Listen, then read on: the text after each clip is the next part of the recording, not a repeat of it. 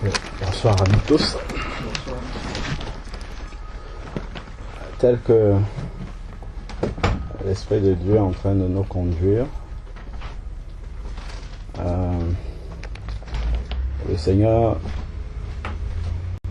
veut que nous puissions méditer profondément sur la réalité du cœur. Qu'est-ce qui se produit réellement lorsqu'on est de nouveau par rapport au cœur, par rapport aux différentes interventions. Il y a quelque chose qui a attiré mon attention. Je crois que en partageant, on va arriver là-dessus. Par exemple, la sœur qui disait « Priez pour moi pour que le Seigneur m'aide à ôter de mon cœur ce qui est mauvais », quelque chose comme ça. Voilà, la dureté de cœur, ainsi de suite. Donc, commençons dans Luc 8, et après on va avancer. Luc chapitre 8.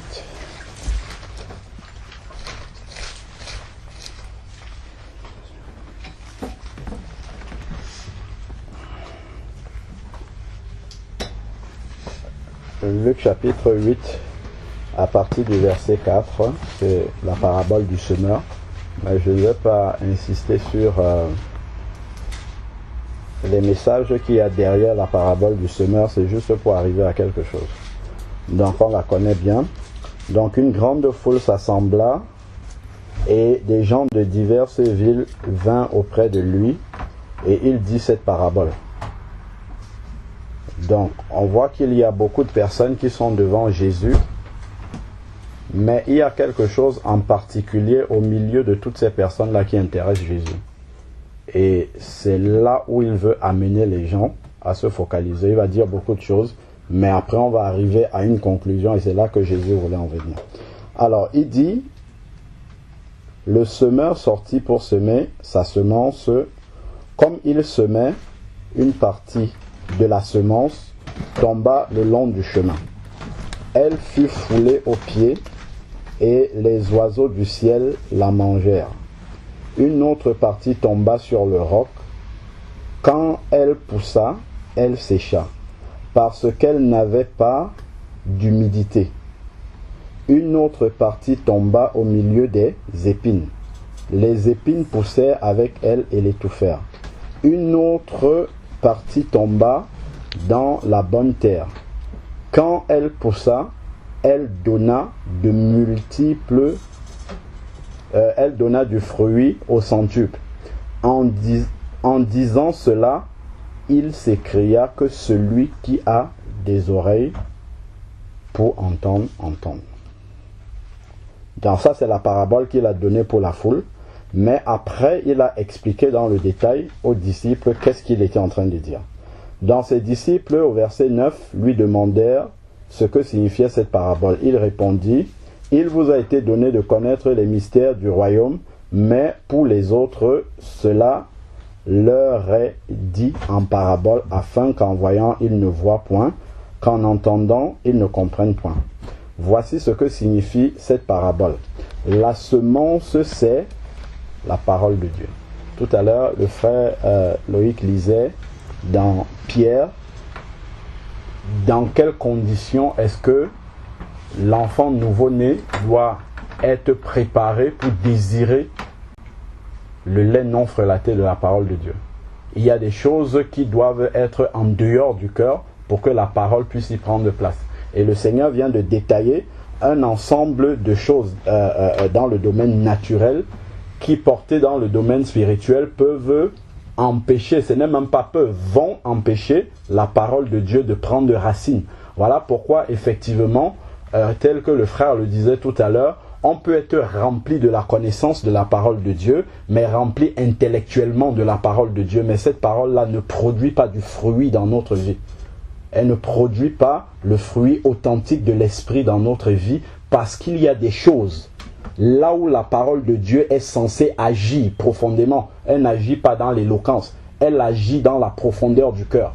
Mais comme il y a des choses à l'intérieur qui empêchent la parole de Dieu de se greffer et de travailler véritablement, ben la parole de Dieu, elle arrive et elle passe. Elle peut rester dans la tête, mais elle ne reste pas dans le cœur.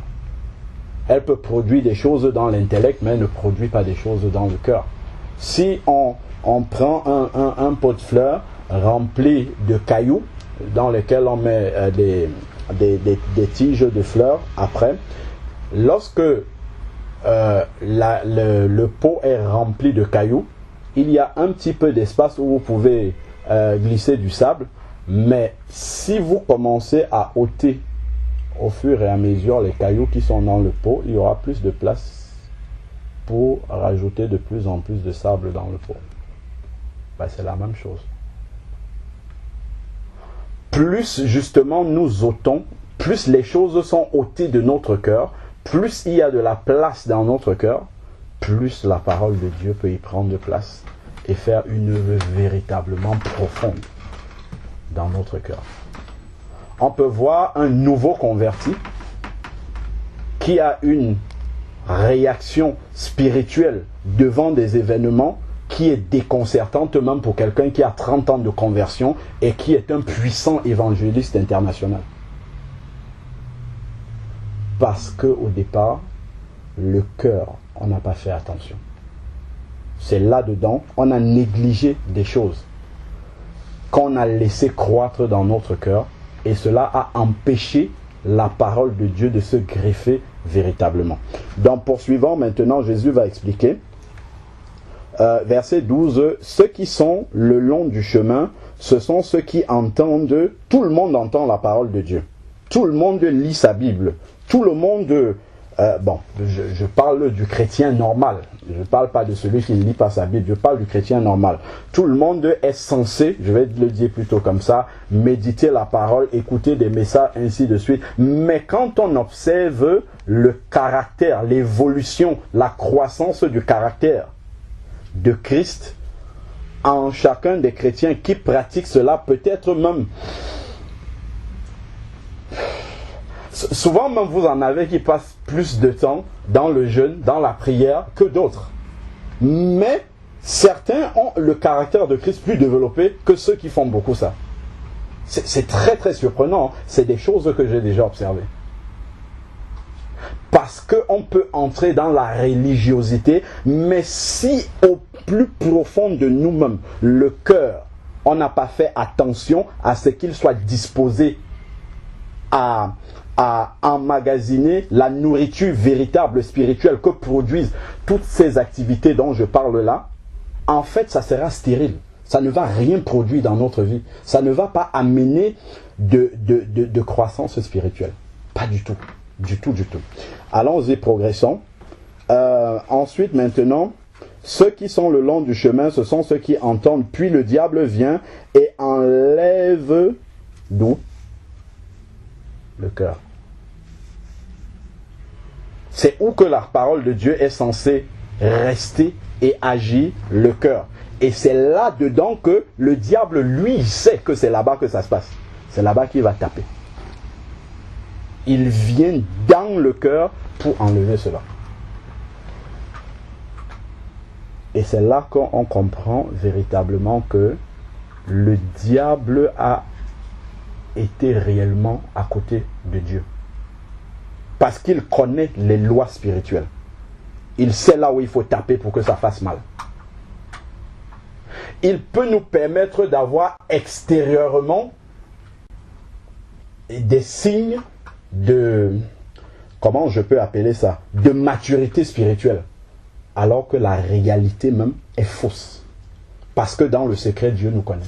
Il connaît l'état de notre cœur. Il sait ce que nous méditons dans le cœur. Il sait ce que nous préméditons dans notre cœur. Il sait quelles sont les motivations de notre cœur. C'est pour ça que dans 1 Corinthiens 3, quand il parle de ce qui va se passer à la fin, il dit que les œuvres de chacun seront passées au travers du feu, seront testées. Donc les motivations profondes du cœur de chacun par rapport à l'œuvre extérieure même qu'il produit seront testées. Et là, Dieu, on va lire, est celui qui sonde les reins et les cœurs. Donc lui, il sait depuis la racine qu'est-ce qu'il y avait à l'origine. pour que ça produise ce qu'on voit à l'extérieur. Si la racine était fausse, Dieu ne considère pas ce qu'il y a dehors. Or, les hommes considèrent juste ce qu'on voit. Mais Dieu, lui, commence à l'intérieur. Voilà pourquoi, dans c'est Matthieu 5, Jésus va dire, il a été dit aux anciens que si quelqu'un commet adultère, ainsi de suite, mais moi je vous dis que si quelqu'un regarde juste une femme pour la convoiter, il a déjà commis adultère. Pourquoi Jésus dit ça? Parce que Jésus, lui, il va dans l'intention même du cœur. C'est là-dedans qu'il sait que la racine de la chose se trouve. C'est pas simplement celui qui le pratique extérieurement. Il y a beaucoup d'adultères qui sont pourtant manifestement fidèles à leur épouse s'ils sont mariés. Il y a beaucoup de fornicateurs qui sont manifestement sans copine, par exemple. Parce que dans le cœur, il y a une convoitise. Et le Seigneur le voit. Et le diable sait cela. C'est pour ça que c'est dans le cœur qu'il vient ôter cette parole-là. Après, il peut te laisser, on va voir, un enthousiasme extérieur, une joie apparente, alors que l'essence même de ce que le Seigneur a voulu semer est déjà partie. Il a déjà enlevé cela. Donc, poursuivons maintenant. Donc, il vient dans le cœur et il enlève, afin qu'il ne croie pas et ne soit pas sauvé. Ils peuvent confesser verbalement, mais ensuite, il y a un autre verset qui me vient à l'esprit, gardons un doigt dessus, c'est dans Tite 1, verset 16. Il y a quelque chose qu'on voit là-dedans. Tite 1, verset 16. Il dit,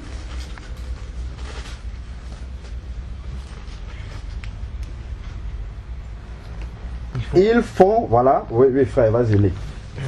Ils font profession de connaître Dieu, mais ils le renient par leurs œuvres, étant abominables, rebelles et incapables d'aucune bonne œuvre. Amen. La confession verbale est en déphasage avec les œuvres manifestes que ces personnes produisent. J'aime Jésus, ainsi de suite, mais l'obéissance, il n'y a pas.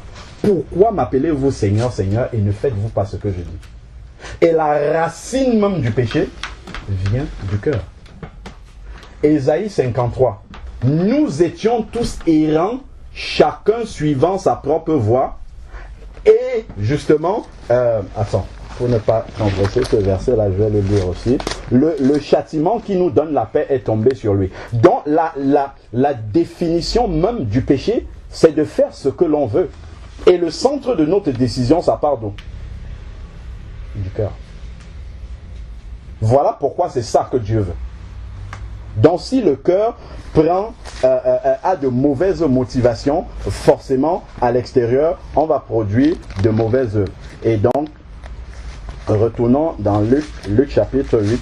Donc on voit que le Seigneur part justement de la racine.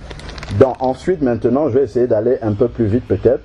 Donc ceux qui sont sur le roc, ce sont ceux qui, lorsqu'ils entendent la parole, la reçoivent avec joie, mais ils n'ont pas de racine. Ils croient pour un temps. Et au moment de quoi? On a parlé de l'épreuve. L'épreuve est permise par le Seigneur pour révéler, comme le frère a dit, l'état du cœur. Tu peux adorer Dieu autant que tu veux, tant que tout va bien. C'est lorsqu'il y aura l'épreuve que si tu te lèves pour dire oui, amen, Seigneur, je l'accepte. Là, à ce moment-là, toi-même tu as la révélation sur l'échelle du Seigneur où en est ta foi. Est-ce qu'elle est petite ou est-ce qu'elle est grande? Le chrétien, ce n'est pas seulement Alléluia. Alléluia quand tout va bien, mais amen aussi que ta volonté soit faite quand ça va mal. Amen. Et c'est là réellement qu'on voit si nous avons tout donné à Christ. Amen. Ou s'il y a encore des domaines de notre vie qui restent encore sous notre contrôle, qui sont encore sous notre contrôle. Donc, nous devons faire attention à ça. Ensuite, maintenant, verset 14, il dit, ce qui est tombé parmi les épines, ce sont ceux qui, après avoir entendu la parole, s'en vont sont étouffés par les soucis de la vie. Les soucis de la vie, qu'est-ce que ça va produire? J'arrive chez moi, je vois une grosse facture et mon compte est vide. L'inquiétude va venir directement dans mon cœur. Entre-temps, j'ai oublié que Jésus, Dieu, c'est Yahweh, Jireh. J'ai oublié que je suis un enfant de Dieu. J'ai oublié qu'avant que la facture n'arrive, Dieu le savait. C'est ça. Et il sait aussi que le compte est vide. Et il est mon Père. Et il dit qu'avant que je n'ouvre la bouche pour faire une prière, il sait ce dont j'ai besoin. Tout ça, j'ai déjà oublié. Et dans mon esprit, je suis dans le plan B pour trouver, ça va venir d'où la solution. Ça va être comment? Est-ce que j'entrevois le bout du tunnel ou pas? Et j'ai oublié entre-temps que Dieu est là. Alors que si mon cœur était bon, si mon cœur était préparé, cette parole qui me dit que Dieu pourvoit à tous mes besoins devait revenir à mon esprit. Et là, je devais dire, Seigneur, attention. Je me souviens de ce que tu as dit. Maintenant est venu le moment où cette parole que tu as dit doit s'accomplir pour moi. Prends le contrôle de la situation et on avance sans crainte. Ensuite, maintenant, il dit les richesses et les plaisirs de la vie et ne donnent pas de fruits mûrs. Ok. Ensuite, maintenant, il dit ce qui est de la bonne terre. En fait, c'est ce à quoi Jésus voulait en venir. Dans tout ce qu'il a dit, c'était pour arriver à la bonne terre. Et quelle est la caractéristique de la bonne terre? Ce qui est dans la bonne terre, ce sont ceux qui entendent la parole de Dieu. De quelle manière? Avec des oreilles juste attentives. Il dit avec un cœur bon et honnête. C'est le cœur qui vient dans la disposition. Seigneur, que cette parole qui va être donnée puisse transformer quelque chose dans ma vie. Puisse faire en sorte que demain, là où je suis tombé aujourd'hui, que demain je ne tombe plus. Je suis prêt à changer. Je suis prêt à laisser la parole de Dieu me transformer. Je ne veux pas garder mes vieilles habitudes. Je ne veux pas garder mes vieilles convictions. À ce moment-là, ça ne sert à rien de venir dans la parole de Dieu. Si on n'est pas prêt à l'accepter, à la laisser transformer concrètement, profondément notre cœur pour que nous manifestions réellement la nature de Christ que nous avons reçue. Donc, ils la retiennent parce que le cœur est honnête et bon, ils la retiennent. Donc l'Esprit de Dieu garde cette parole-là à l'intérieur de ces personnes-là et ils portent du fruit par la persévérance. Très important. Allons maintenant dans Ézéchiel, puisqu'on a parlé de ôter des choses dans le cœur. Avant d'arriver dans Ézéchiel, passons d'abord dans Jérémie 17. Après on va arriver dans Ézéchiel. Jérémie 17, il y a quelque chose qu'il dit. Et qui va nous permettre de faire un constat. Jérémie 17, verset 9, nous dit le cœur supposé, c'est pas le cœur du chien ou du chat ou bien non, c'est le cœur de l'homme dont Dieu parle. Il dit le cœur est tortueux par-dessus tout et incurable. Ça, c'est la description du cœur de l'homme non régénéré. Le cœur est tortueux par-dessus tout et incurable. Une maladie incurable, c'est quoi? C'est une maladie qu'on ne peut pas soigner. On ne peut pas la soigner. Si on a une jambe qui a une gangrène qui a dépassé un certain stade, qu'est-ce qu'on fait? On ampute. On coupe. Parce qu'on ne peut plus traiter. On va l'enlever, on va ôter cette jambe du corps. Il dit, qui peut le connaître? Ensuite, il dit, moi l'Éternel, j'éprouve les cœurs. Donc seul Dieu peut connaître l'état du cœur véritablement. Et il amène l'état de ce cœur à la manifestation, par exemple, par les épreuves ou bien d'autres choses. Ensuite, il dit, je sonde les reins pour rendre à chacun selon ses voies, selon le fruit de ses agissements. Donc Dieu a déjà dit que le cœur est incurable, comme le médecin dit, cette gangrène-ci sur ta jambe est incurable. Qu'est-ce qu'on doit faire? On doit l'amputer. Dieu fait la même chose. Allons dans Ézéchiel maintenant. Si le cœur est mauvais, Dieu n'essaye pas de changer ce cœur-là. C'est pas ça qu'il fait. Il prend ce cœur-là, il le jette à la poubelle et il donne un nouveau. Et ça, on doit l'accepter par la foi. C'est ça qui se passe à la nouvelle naissance. il prend le vieux cœur mauvais, il le jette à la poubelle et il met un cœur nouveau. Voilà pourquoi il dit, si quelqu'un est en Christ, il est une nouvelle créature. Les choses anciennes sont passées et toutes choses sont devenues nouvelles. Si on prend réellement le temps et la disposition d'esprit qu'il faut pour une profonde repentance radicale au moment de la conversion, c'est là où beaucoup de choses se passent. C'est là où on laisse et on continue avec certaines choses. C'est à ce moment-là que les choses se passent. Si on a pris réellement le bon départ, le bon fondement, la bonne coupure avec la vie ancienne, là on va repartir avec un cœur totalement nouveau comme le Seigneur dit. Maintenant, qu'est-ce qui va se passer? C'est que si je retrouve la colère encore dans mon cœur, ça ne veut pas dire que je suis né de nouveau avec cette colère-là. Dieu avait enlevé, sinon la Bible serait fausse. On va lire dans Ézéchiel. Parce qu'il dit que je vous donne un cœur nouveau. J'ôte le cœur de pierre et je vous donne un cœur de chair à la place. C'est ça qu'il dit. Il dit qu'il fait cela. Et au moment où il le fait réellement. Donc si je retrouve encore la colère dans mon cœur, qu'est-ce que ça veut dire?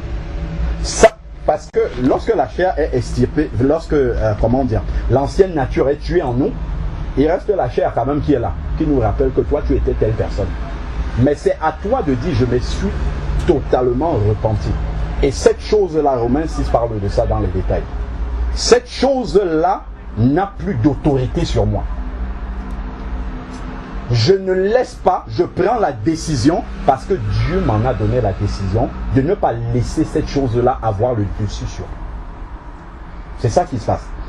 Donc, quand Dieu nous donne son esprit, celui qui n'est pas né de nouveau n'a pas l'esprit de Dieu, donc il ne peut pas scanner, il ne peut pas trier. Moi, désormais, né de nouveau, j'ai reçu l'esprit de Dieu. Quand quelque chose arrive, l'esprit de Dieu me prévient. Il ne me laisse pas comme ça. Il me dit, attention, ça là, ce qui vient là, ça va produire la colère en toi. Amen. Et toi maintenant, tu dois prendre la décision de rejeter cela. Dieu dit que si mon œil est une occasion de chute pour moi, je coupe et je jette. Parfois, même dans le mariage, je sais que si je dis ça à mon épouse, elle va réagir de telle manière, ça va amener une dispute, je ne dis pas. Pourtant, ça me brûle. Pourtant, si je veux écouter ma chair, il faut absolument que ça sorte. Mais comme je sais ce que ça va produire, comme je sais que ça va amener de la dispute, ça va amener des paroles mauvaises qui vont sortir et produire des semences dans le cœur. Parce qu'une fois que les paroles sont données, ça laisse des semences dans le cœur. Donc même une fois qu'on a demandé pardon à Dieu, tout ça, il y a des semences qui sont restées dans le cœur. Donc je vais éviter avant que ça ne se produise. Parce que je sais déjà ce que ça va donner. Je ne vais pas laisser ma chair s'exprimer comme ça. S'il faut que je sorte de la maison, me calmer d'abord avant de revenir, quand mon esprit est disposé, c'est ça que je vais faire. Voilà pourquoi il nous demande le malin rôde autour de nous cherchant qui il va. Mais il faut lui résister. Parce que l'Esprit de Dieu nous prévient toujours avant que la chose n'arrive. C'est ça. N'avez-vous pas déjà commencé une discussion avec quelqu'un, après au milieu vous regrettez parce que l'Esprit de Dieu est en train de vous reprendre? Si j'avais su, je n'aurais pas commencé cette discussion-là. Parce que voilà où ça nous mène. Mais l'Esprit de Dieu avant t'avait déjà alerté dessus. Mais la chair n'a pas pu résister. La chair n'a pas pu empêcher de s'exprimer. Et c'est à ce niveau-là qu'on doit travailler. Lisons quand même Ézéchiel, parce que là, je peux avoir donné des affirmations qui peuvent paraître gratuites. Alors, dans Ézéchiel, je crois que c'est chapitre 36, verset 26.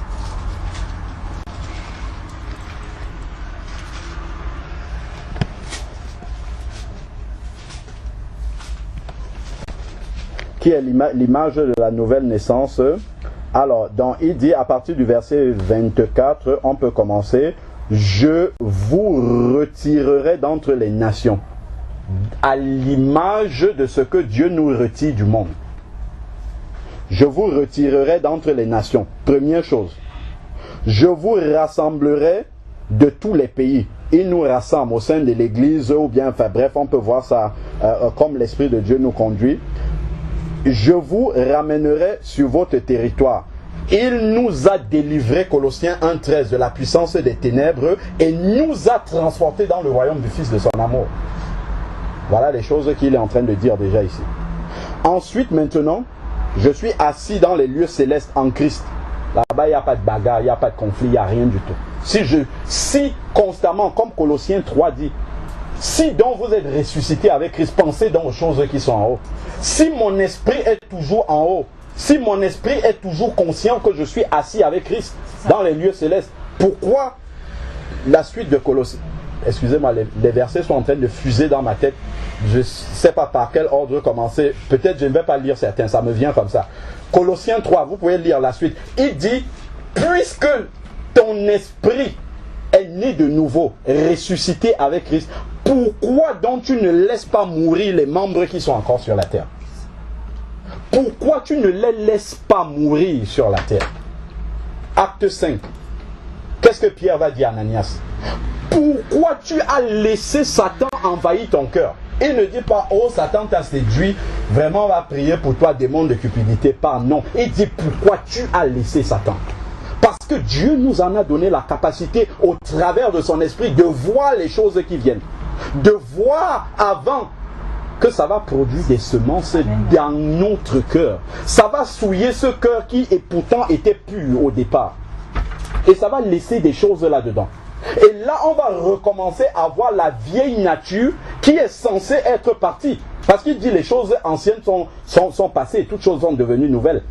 On va les voir continuer à agir, on va dire, oh, vraiment, tout compte fait, je ne suis pas vraiment changé. Je ne suis pas vraiment né de nouveau. C'est vrai en fait que il y a les réalités, enfin certaines réalités spirituelles qu'on ne sait pas dès la nouvelle naissance, ainsi de suite. Mais l'état même de notre cœur, la base, la source même est changée radicalement. Moi, je suis convaincu à 100% de cela. Pourquoi? Parce que si Dieu ne change pas totalement le cœur même, il a dit que c'est à cet endroit-là que la parole doit se greffer. C'est cette parole qui va nous faire croire. Donc s'il n'a pas renouvelé notre cœur, il avait dit dans Jérémie qu'il était incurable. C'est comme le médecin qui continue à mettre un peu de pommade sur la gangrène. Demain il opère une partie de la chair, il essaye de voir si ça va marcher. Non. Nous disons dans nos prières que les médecins soient Dieu guéri. Donc c'est le médecin des médecins. Ça il sait qu'est-ce qu'il faut faire. Les médecins après qu'il fallait amputer le pied, Dieu lui le savait depuis le début. Donc il ne va pas essayer de transformer le cœur. Non, il le change. Donc dès la base, il faut croire déjà et admettre que notre cœur est totalement pur au moment de la conversion. À supposer que notre repentance, notre fondement était profondément sincère. C'est là où est le problème. Si on nous a prêché la parole authentique, quand le Seigneur dit « Allez, faites de toutes les nations des disciples, les baptisants, ainsi de suite », dans Luc, il va dire, Luc 24, il va dire « La repentance sera prêchée à toutes les nations ». C'est la même chose que faire des disciples. Pierre va dire dans Acte 2, 38, « Repentez-vous et que chacun de vous soit contre ». Tout ça, c'est la même chose. Faire un disciple, c'est lui prêcher la repentance. Lui dit qu'est-ce que ça suppose. Qu'est-ce que ça entraîne dans ta nouvelle vie qui va commencer. Donc quand il s'assoit maintenant, Jésus dit de calculer la dépense. Il voit qu'est-ce que va devenir sa nouvelle vie. Il se met maintenant devant Dieu. Le frère priait tout à l'heure, il disait, celui qui cache ses transgressions, Proverbe 28, verset 13, ne prospère pas, mais celui qui les confesse et qui les délaisse. Il peut avoir des choses au moment de la repentance qui sont tellement difficiles à lâcher. Mais si Dieu voit que dans ton cœur tu veux abandonner ça, il va t'aider à dégager ça très vite de ta vie. Mais s'il voit encore un attrait ou bien un attachement à cette chose-là, s'il voit qu'on est encore, tiraillé, quelqu'un peut dire j'ai envie d'arrêter de fumer. Mais quand il passe, il voit un fumeur, il n'a pas envie de demander parce qu'il sait qu'il ne doit pas le faire. Mais il aimerait bien quelque part dans son cœur que la personne lui propose une clope. Là, ça ne viendra pas de lui. On lui aura proposé et il va accepter. Parce que dans le cœur, il n'a pas encore décidé. Si tu ne tues pas le péché, c'est lui qui te tue. Amen, amen. Si on ne réalise pas ça, si tu ne tues pas le péché, c'est lui qui te tue. C'est ça. La colère, quand Jésus dit que celui qui se met en colère contre son frère est un meurtrier qui mérite de passer en jugement devant le Sanhédrin. Qu'est-ce que ça veut dire? Ça veut dire que l'état du cœur de quelqu'un qui reste dans la colère, parce que Colossiens dit, si tu es en colère, ne pêche pas, attention. Fuis pour te mettre dans des conditions où tu ne vas pas pécher. Parce que quand tu es dans un état de colère, ça peut te conduire au meurtre.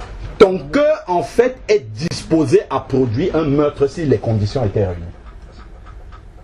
Voilà pourquoi le Seigneur, pour lui qui juge dans le cœur, dit que quand tu es là, dans cet état de colère-là, avec un meurtrier, vous avez le même état de cœur pour lui. C'est ça que ça veut dire.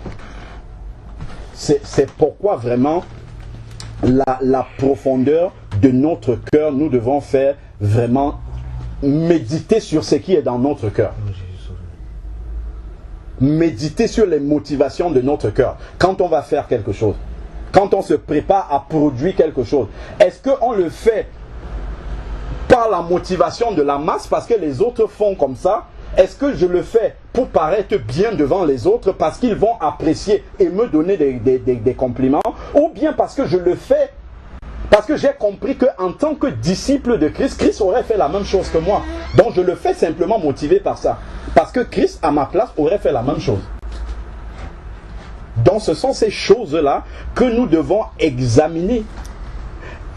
Et progressivement, en fait, s'il y a un... J'avais vu, c'était dans un dessin animé. C'était dans un dessin animé qui parle de l'histoire du prophète Jonas, voilà. Bon, je ne pense pas que c'est dans la Bible, mais ils ont bien illustré. Donc, en fait, le prophète Jonas, Dieu lui demande d'aller à Ninive pour annoncer la repentance, ainsi de suite. Mais comme Ninive, c'était un peuple opposé à Israël, Jonas étant israélite, il n'acceptait pas que Dieu puisse accorder la repentance et sauver Ninive.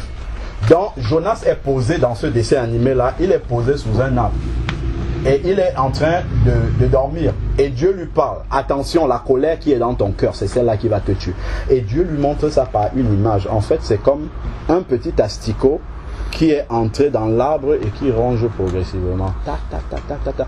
Un baobab. Ça ronge, et ça a fini par faire en sorte que l'arbre tombe.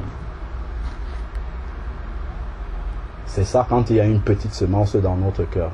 Si on ne la traite pas, si on ne la tue pas, elle grandit, elle grandit, elle grandit, elle grandit, et après, un jour, ça explose. Un jour, ça sort, et on s'étonne, ah, ça, c'était encore en moi, lui, c'était encore en moi, parce que je ne l'avais pas traité dès la racine. Quand j'ai commencé à voir les signes, je n'ai pas eu peur, j'ai dit, oh, ça c'est rien, je maîtrise. Non, je ne maîtrise pas, il faut tuer le péché, la racine. Et les plus gros péchés, pas ceux qui sont commis extérieurement, c'est dès la racine du cœur qu'on commence à nourrir cela. Jésus le dit dans Matthieu 15. On peut lire ça avant de revenir dans Ézéchiel. Jésus dit ça dans Matthieu 15. Quand on lui demande pourquoi ses disciples ne lavent pas leurs mains avant de manger, il va répondre en disant cela.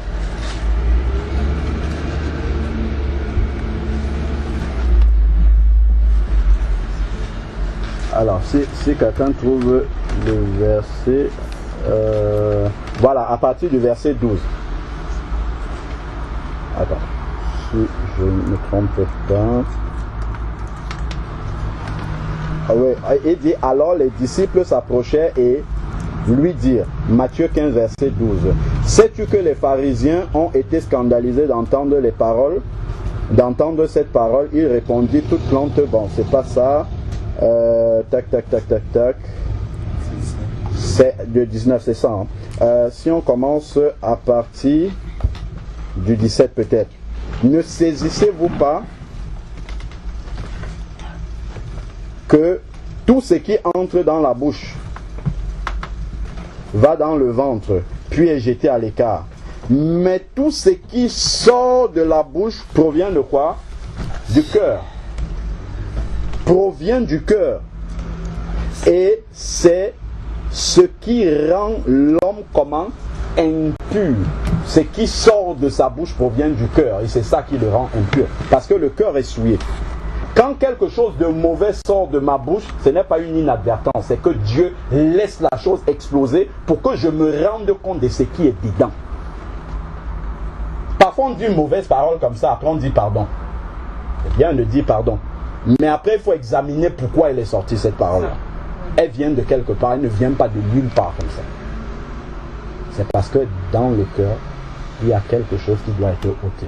Il y a quelque chose qu'on a nourri au lieu de tuer. C'est ça. On a nourri la chose. On a entretenu la chose.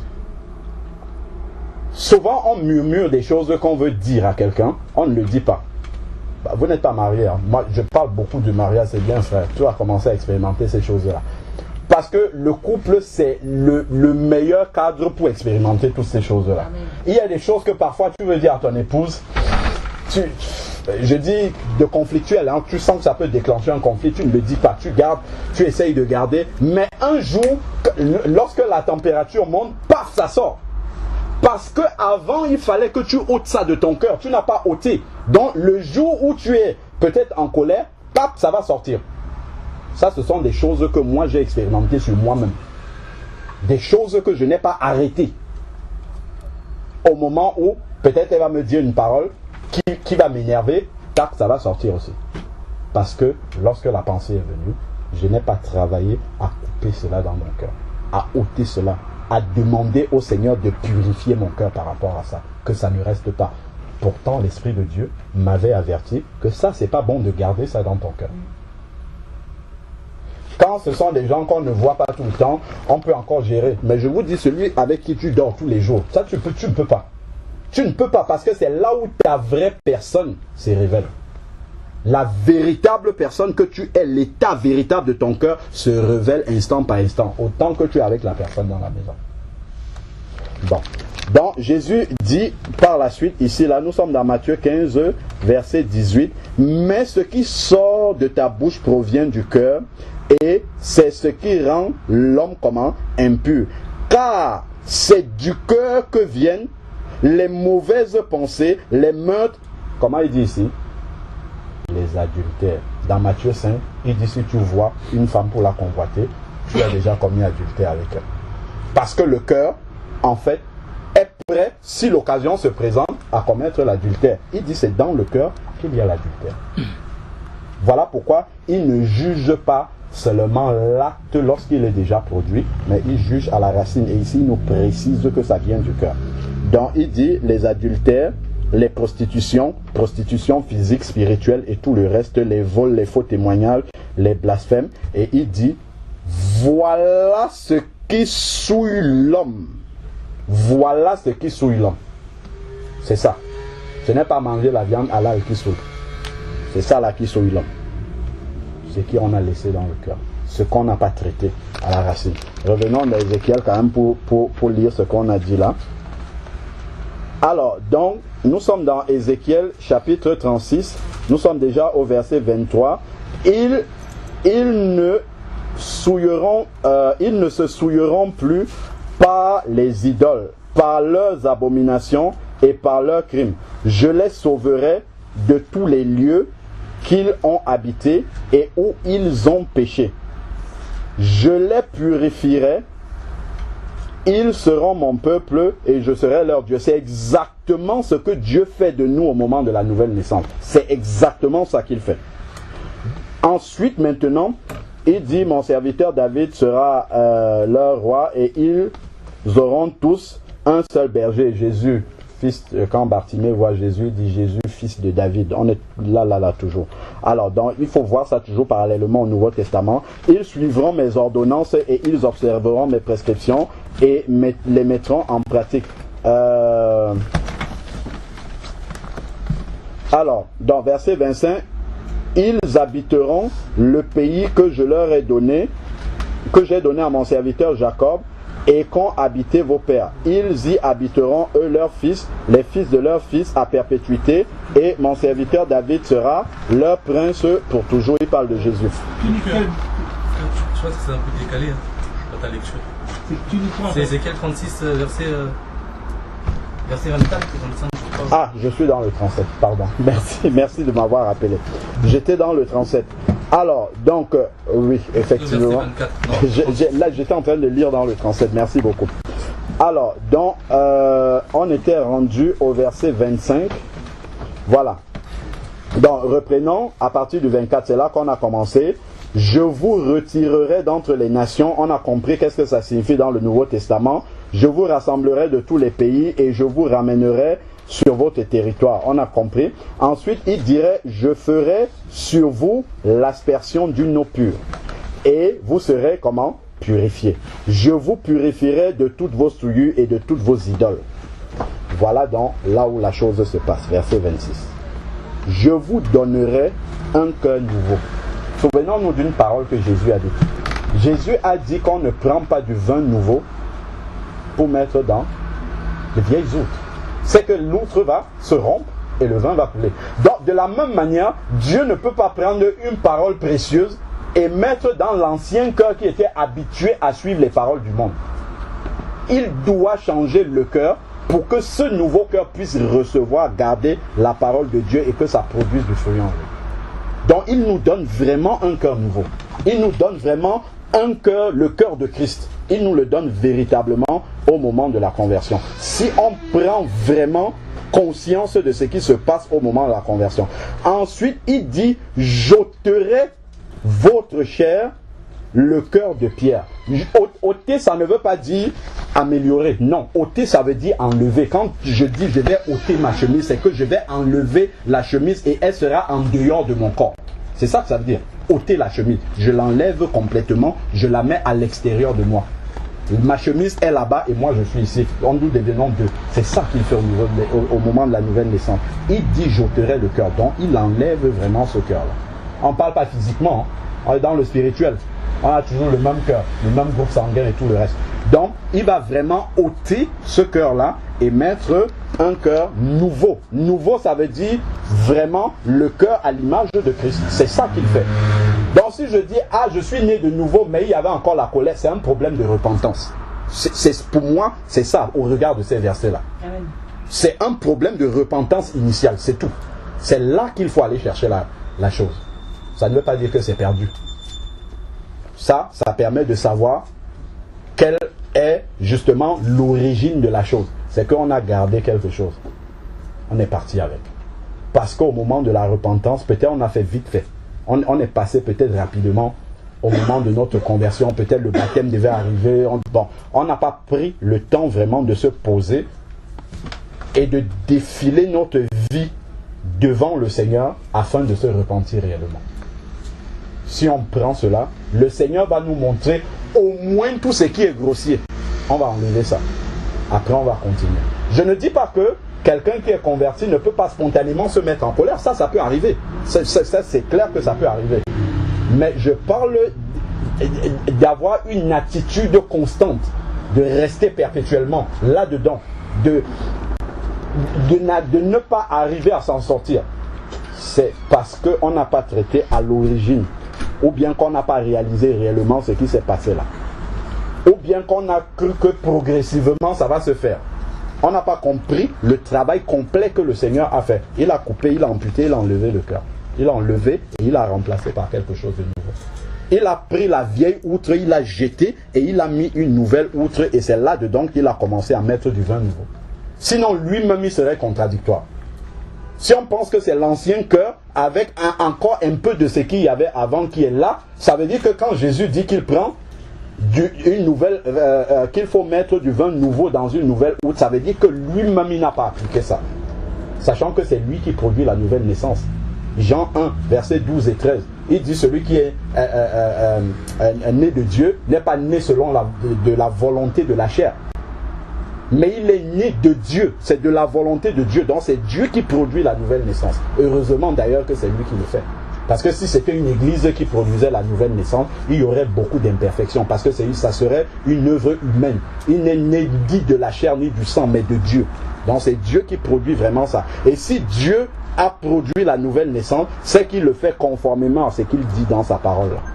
Donc si on ne voit pas ça manifester, c'est que le problème n'est pas chez Dieu, il est chez nous-mêmes. C'est à nous d'examiner là où il y a eu un problème. Donc ensuite maintenant il dit, bon je dis en te regardant, mais c'est pas spécifique, nous tous on a ça. Hein. Parce que pour la plupart d'entre nous, on ne nous a pas bien expliqué les choses au moment de la conversion. En tout cas moi dans ma marche, c'est ce que je me suis rendu compte. Je suis arrivé à cette conclusion que en nous expliquant la repentance au départ, ça a été léger un peu. On ne nous a pas dit les choses. Soit ces personnes-là n'avaient pas la révélation profonde, ou ce que nous avons écouté n'était pas vraiment le message profond de la nouvelle naissance. Donc on est parti avec, c'est un peu comme un enfant prématuré.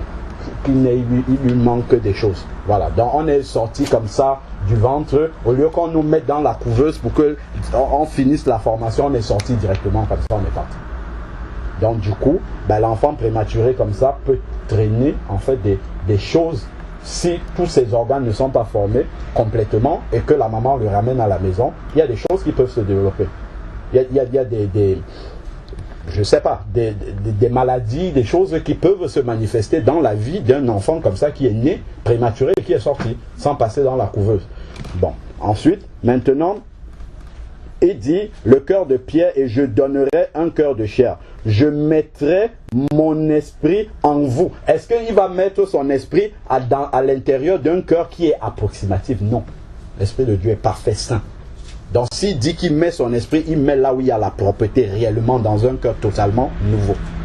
Ensuite, je ferai que vous suivrez mes prescriptions et que vous observez et pratiquez mes ordonnances. Moi, je pense pour ma part qu'au regard de ça là, nous tous, pour la plupart d'entre nous, on a un problème au moment de la conversion. Il y a quelque chose avec le... Pourquoi? Parce qu'on n'arrive pas réellement à pratiquer les ordonnances du Seigneur venant de l'Esprit. On combat toujours. Il y a toujours des choses avec lesquelles on lutte. Parce que Jésus n'aurait pas dit « Mon joug est facile ». Mes commandements sont faciles à supporter. Nous sommes tous d'accord, si on est honnête, qu'il y a des choses qui sont difficiles pour nous. Pourtant, on lit que c'est facile dans la parole. Donc, ça veut dire qu'il y a un problème ici, là. Il y a quelque chose qu'on n'a pas bien compris au départ. Maintenant qu'on sait qu'il y a un problème, si la maman se rend compte que son bébé prématuré, elle avait mal fait de sortir avec lui, elle retourne chez le médecin. Le médecin va essayer de rattraper. Et Jésus le fait, clairement, proprement. Donc, voilà un peu, pour ma part, verset comme ça, quelques éléments sur vraiment le travail qui doit être fait au niveau du cœur. Et si ce n'est pas fait, en fait, c'est quelque chose, et c'est d'abord permanent, ça c'est déjà ce qu'il faut qu'on comprenne. Une fois que le cœur a atteint un certain niveau, il faut le garder comme ça. Et c'est ça le plus difficile, de garder son cœur dans l'état où le Seigneur l'a fait là. Et éviter que les choses arrivent et entrent. Il faut qu'elle tape là et qu'elle tombe. Elle tape et qu'elle tombe. C'est dans les réactions des gens et tout ça qu'on voit véritablement que le cœur est encore partagé. Il y a des choses qui ne sont pas encore vraiment circoncis dans le cœur, ainsi de suite. Donc vraiment que Dieu soit béni par rapport à tout ce que nous avons observé là qui est en nous et qui malheureusement, si on ne fait rien, ça va prendre de l'ampleur. Comme une tumeur qu'on détecte quelque part. Si on n'intervient pas, ça se développe et puis ça peut produire quelque chose qui après ne sera pas rattrapable. Donc pour chacun d'entre nous, je crois que c'est peut-être dans cette direction-là, pas peut-être, c'est dans cette direction-là que nous devons travailler vraiment quotidiennement pour ne pas laisser subsister dans notre cœur des semences dont l'Esprit de Dieu nous a révélé qu'elles sont mauvaises. Avant que ça ne produise des choses à l'extérieur, il faut que nous prenions vraiment la peine de traiter cela. Pour nous tous, c'est difficile parce que ça touche à notre... Comme le frère a prié tout à l'heure, il a dit souvent on peut avoir une haute opinion de soi. Ce n'est pas seulement devant les autres, même envers nous-mêmes, on peut avoir une grande opinion de nous-mêmes. Voilà pourquoi nous sommes souvent... Il nous arrive d'être surpris par les réactions que nous-mêmes nous manifestions. Parce qu'on a cru peut-être qu'on avait atteint un certain stade de maturité spirituelle et après on est surpris que devant un certain type d'événement on réagit d'une manière qui manifeste en fait que l'enfant est encore en nous, que le charnel est encore assez manifeste en nous. Donc vraiment, je crois qu'il y a un travail déjà dans la prière.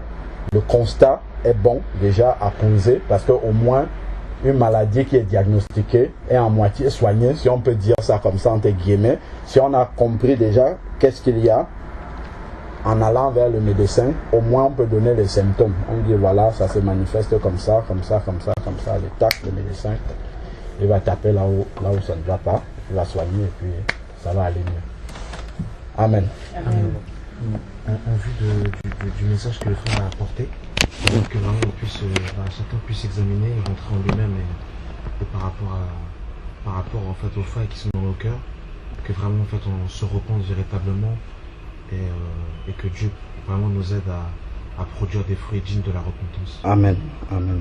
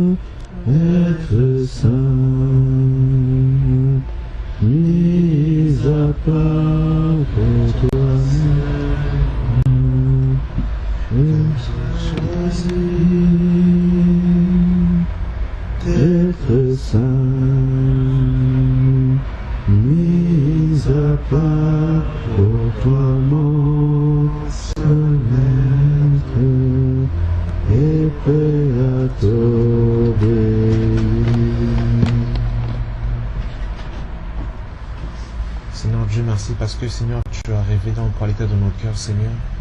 Et surtout, Seigneur Dieu, le manque de repentance, Seigneur. Parce que Seigneur, ce que tu as fait dans nos cœurs, tu l'as accompli véritablement, Seigneur. Aide-nous vraiment à considérer, Seigneur, nos failles, Seigneur Dieu. Que chacun de nous puisse rentrer en lui-même, Seigneur, afin d'examiner ses failles, Seigneur Dieu. Seigneur, nous pouvons, Seigneur, avoir une apparence de sainteté devant les frères et les sœurs, mais être dans le péché, être tombé dans le cœur, Seigneur Dieu.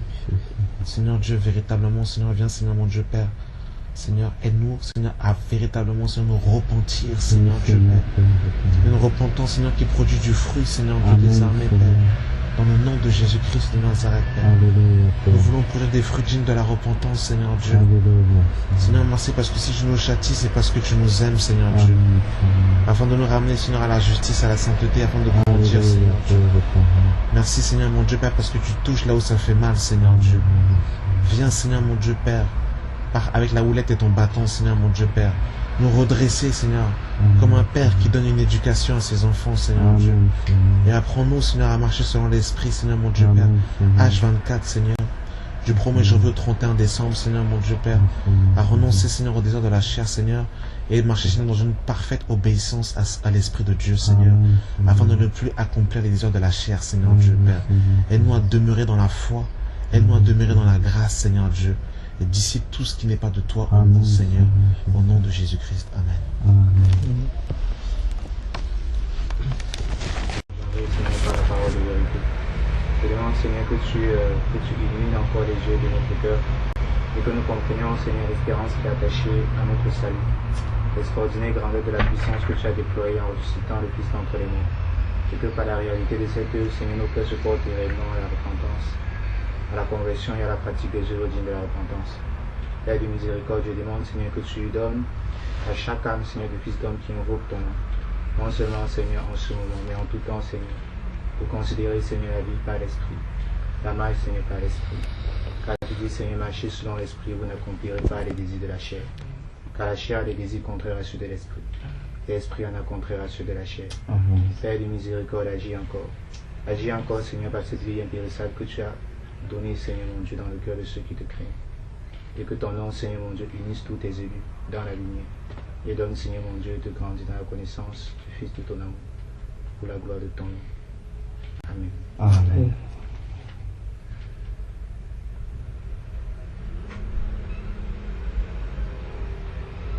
Seigneur, détache nos cœurs de la séduction.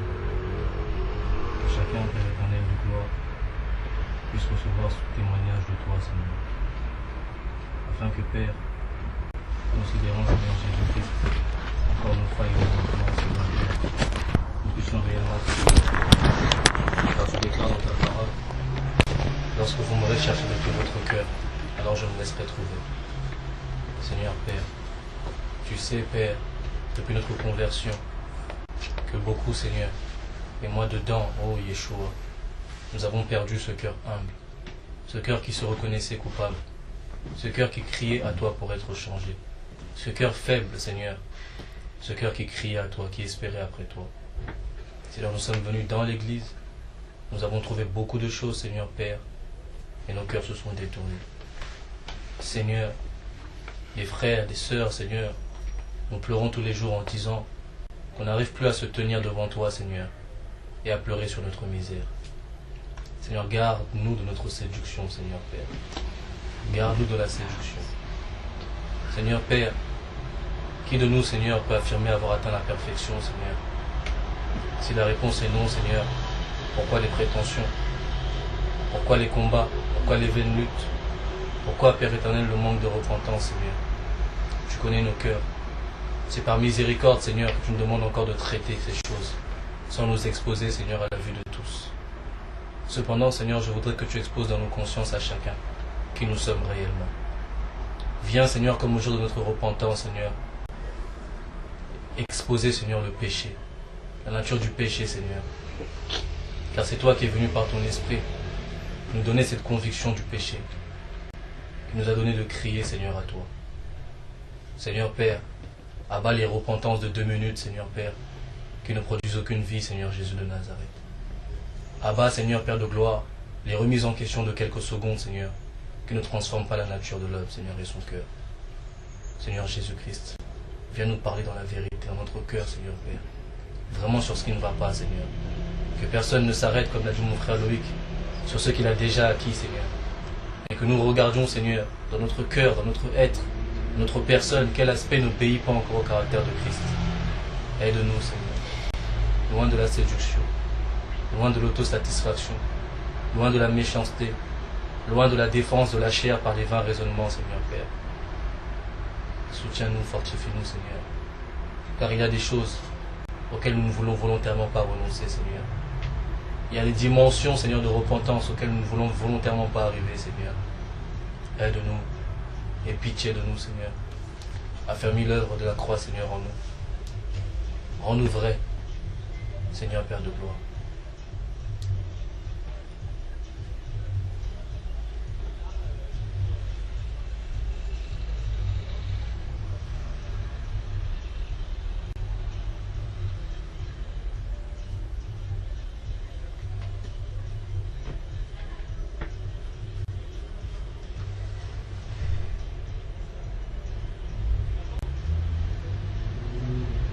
Seigneur Jésus, tu es tellement bon, Père éternel.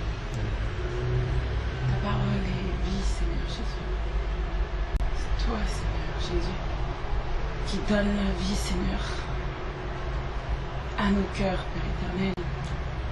Merci, Seigneur, parce que toi seul est juste et que rien n'est perdu avec toi. C'est toi, Seigneur, qui transforme nos vies. C'est toi qui change nos cœurs, Père éternel. C'est toi qui nous parles. C'est toi qui as la bonté. C'est toi qui as la lumière. Et nous ne sommes rien, Père. Nous sommes tes disciples. Et nous voulons et nous devons nous soumettre à ta dignité, à ta sainteté. Oh, Jésus. Comment, Seigneur, ne pas nous regarder, Père, quand nous te regardons, toi, Seigneur Jésus. Oh, Seigneur Jésus, tu es si merveilleux, tu es si grand, et tous les jours, à chaque instant, tu nous parles, tu te disposes à nous, Seigneur. Et nous regardons, Seigneur, notre chair. Nous voulons fuir, Seigneur, tes commandements. Parce que nous sommes encore orgueilleux. Parce que, Seigneur, nous croyons encore que nous pouvons faire par nous-mêmes. Alors que nous ne pouvons rien faire sans toi, Jésus. Oh, Père éternel, Toi qui es la lumière dans nos sentiers. Oh Père éternel, qui sommes-nous comparé à toi, comparé à ta divinité? Éternel notre Dieu, oh Seigneur Jésus, aide-nous à nous soumettre à ta volonté. Aide-nous à ne pas nous regarder encore comme si nous sommes meilleurs que notre voisin. Aide-nous, Seigneur, à nous observer à chaque instant que nous ouvrons la bouche, Père éternel. Oh Père éternel, il y en a encore qui sont morts, à qui tu avais donné la vie. Il y en a qui sont morts, Seigneur Jésus. Nous qui vivons, Seigneur, pour toi, par toi, Seigneur Jésus, nous avons encore cette possibilité d'entrer dans ce chemin étroit que tu as mis pour nous, que tu as disposé pour nous, Père éternel. Oh Seigneur, pardonne, pardonne-nous, je t'en supplie. Pardonne-nous, Créateur. Tu peux nous regarder qu'à travers Christ. Aide-nous, Seigneur Jésus, à comprendre cet amour que tu as, cet amour que tu as mis en nous, que tu veux parler, Seigneur, à travers nous. Nous sommes des membres de ton corps, Père éternel. Nous sommes ces membres, Jésus. Habite, vis, Seigneur Jésus. Prends possession, Seigneur Jésus, de notre corps entier. Esprit, âme et corps soumis à toi. Parce que toute la terre entière est soumise à toi. La terre soupire à tes enfants. Nous qui sommes tes enfants, Seigneur, dispose nos cœurs, je t'en supplie. Enlève toute méchanceté, toute animosité, Seigneur, mon Dieu, mon roi. Aie pitié de nous encore à cet instant, Seigneur Jésus. Mets une réelle repentance dans tout ce qui est noir, Seigneur Jésus. Éclaire là où nous ne voyons rien, parce que nous sommes encore aveugles. Et nous regardons nous, qui sommes rien, Seigneur. Oh, mon roi. Oh, Seigneur Jésus. Oh, mon Dieu, Seigneur, nous devons avancer, Seigneur, vers toi, Seigneur. Tu nous as fait tellement de promesses, Père, et que nous ne connaissons même pas la moitié, même pas le quart. Nous ne connaissons rien, Seigneur. Il n'y a que toi qui connais tout. Et nous le savons, Seigneur. Et c'est pour ça, Seigneur. Et nous sommes là. Seigneur Jésus, travaille encore, Seigneur, dans nos vies, pour que, Seigneur, on puisse te voir à travers notre conduite, Seigneur, à travers ton œuvre si parfaite, parce que toi, tu es la perfection. Tu n'es pas là en vain. Tes paroles ne sont pas vaines, Père éternel. Le monde entier travaille contre toi, mais nous qui sommes ton Église, ton épouse, Seigneur, nous voulons, Seigneur, t'obéir, Seigneur Jésus. Oh Père éternel, mets ce tabernacle, Seigneur. Mets ce tabernacle, Seigneur, dans chaque situation, Seigneur, que nous vivons, Seigneur Jésus. Parce que toi, tu es là, tu es vivant. Tu parles à travers tes enfants. Seigneur Jésus, c'est toi qui changes tout. C'est toi qui enlèves, qui ôte. C'est toi qui permets, Seigneur. C'est toi qui as le dernier mot. Et nous le savons, Seigneur. Enlève toute cette carapace que nous voulons montrer, Seigneur. Enlève tout ça. Parle, toi seul et juste. Mon roi, merci. Merci pour ta vie. Merci pour tes enfants. Merci pour l'amour, Seigneur, que tu disposes. Merci pour cet amour de vérité que tu mets dans le cœur de tes enfants, Seigneur, encore aujourd'hui. Là où le monde est corrompu, Seigneur Jésus, nous sommes, Seigneur, une minorité, Seigneur, et toi, tu veux en ramener encore jusqu'au dernier jour. Père, permets que nous soyons fidèles à toi. Permets, Seigneur Jésus, de nous regarder, de nous scruter, Seigneur, dans chaque situation, parce que nous ne sommes pas un seul meilleur que l'autre. Nous ne sommes pas meilleurs que ceux du monde. C'est toi qui nous rends meilleurs pour faire ta volonté, mon Dieu, mon roi.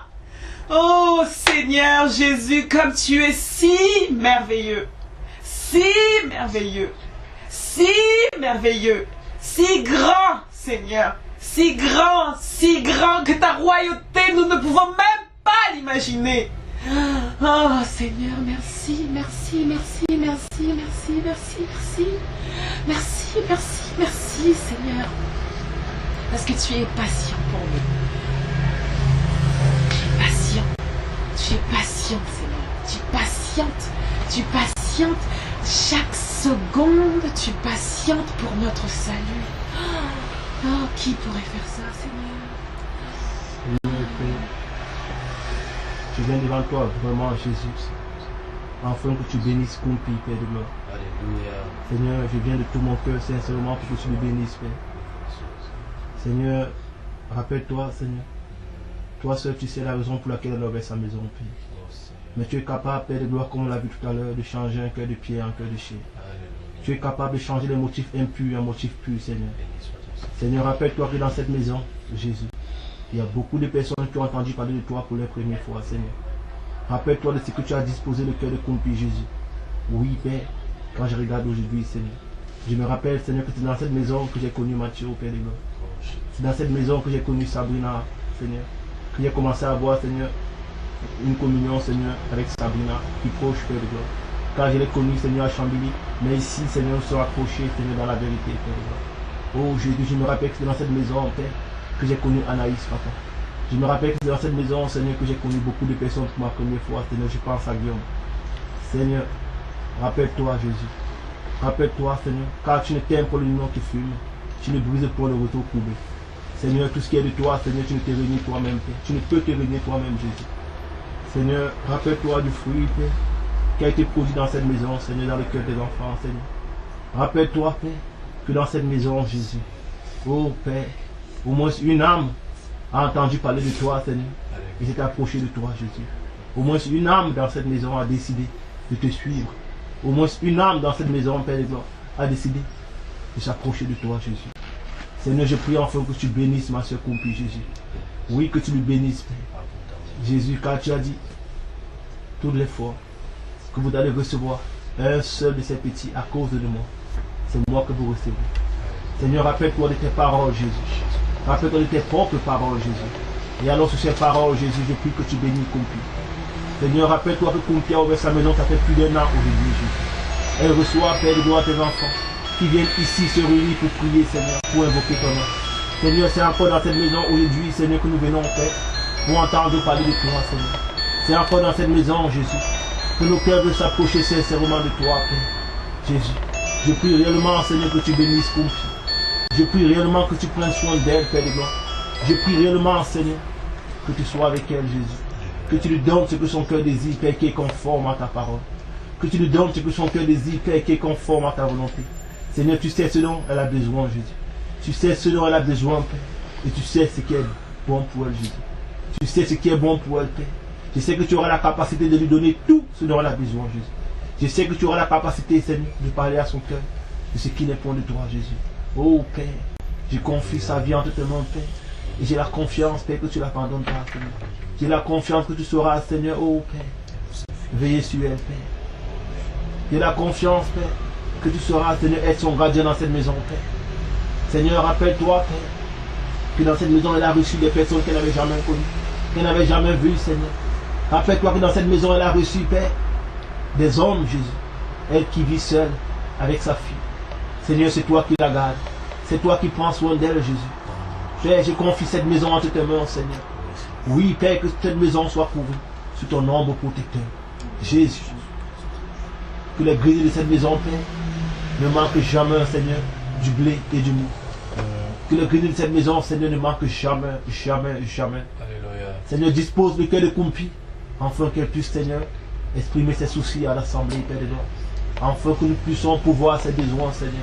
Afin que nous puissions nous disposer, Seigneur, pour venir à son aide.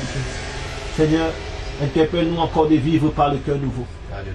Appelle-nous encore de vivre par le cœur nouveau que tu nous as donné, Jésus. De reconnaître nos transgressions devant ta face, Père, et d'entendre le son de ta voix. Oui, Seigneur, car tu parles, tantôt dans les doux murmures, tu parles, tantôt dans le son de tonnerre. Jésus.